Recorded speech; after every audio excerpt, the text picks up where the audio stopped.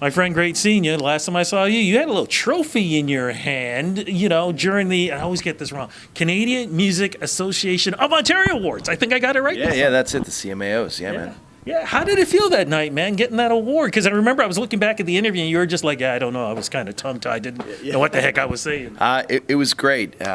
Again, I actually was supposed to play right after the award was announced, and I knocked my guitar, taking it off and put it out of tune, so that made the performance a little awkward for the first verse. But it was great, man. It's always nice to be recognized when you're with your peers, and yeah. It's good. Where's the? I'm just wondering. Where's the award right now? Where's it sit? It's in a box right now. I just moved. I'm not.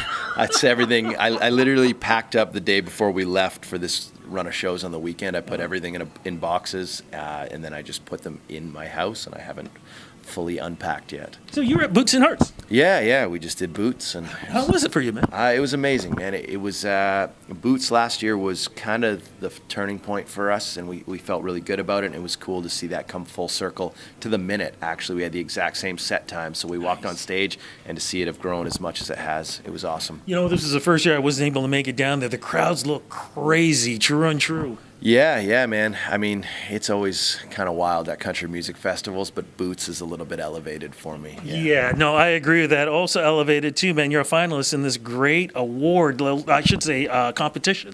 For folks who don't know what this competition is, explain it exactly, please, because we're talking CCMAs and we're talking SiriusXM. Yeah, so it's obviously a collaboration between SiriusXM and the CCMAs, and they've just taken artists from all across the country. There was East Coast, West Coast, and kind of Central, and they've narrowed it down to 3 people, and we're competing for, a grand prize of $25,000, and it's been great exposure moving throughout this whole thing, and it's been good to get to know Jason Benoit and Leaving Thomas, and we'll see what happens. Is it kind of weird when you're sort of competing with colleagues, friends, people that, can remember performing in dives or whatever, you're like, man, one of these days, and then, boom, you got something like this happen? I mean, maybe at one point it was. At this point, I feel like whatever happens in the end, it's been a good ride for all of us. There's been great promotion, both from the CCMAs and from SiriusXM. They've done a huge push on that front. So we've all won in some way at this point. In the end, it's just going to put money into somebody's pocket to be invested back into the show.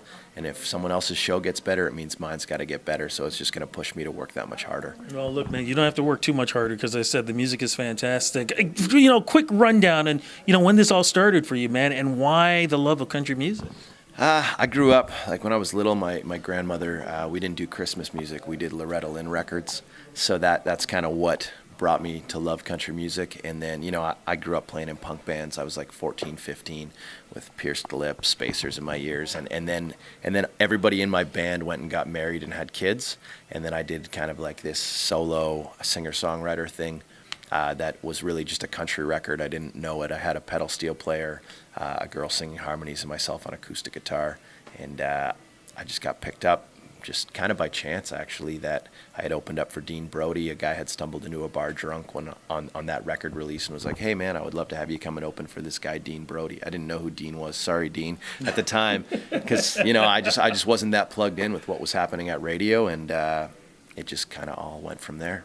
What is it about the stories, I guess, that you can tell through country music that really resonates with you? I just like that you can be brutally honest, you can kind of pour your heart out, and it's more about the lyric than it is about anything else with country to me. It's about the story. You're literally taking somebody by the hand and you're walking them through a moment in your life or a moment in somebody else's life that you resonate with. And I think that's the most beautiful thing about the genre. We did another interview too. It was over by, I do believe, it was one of the beaches. We did it early in the morning.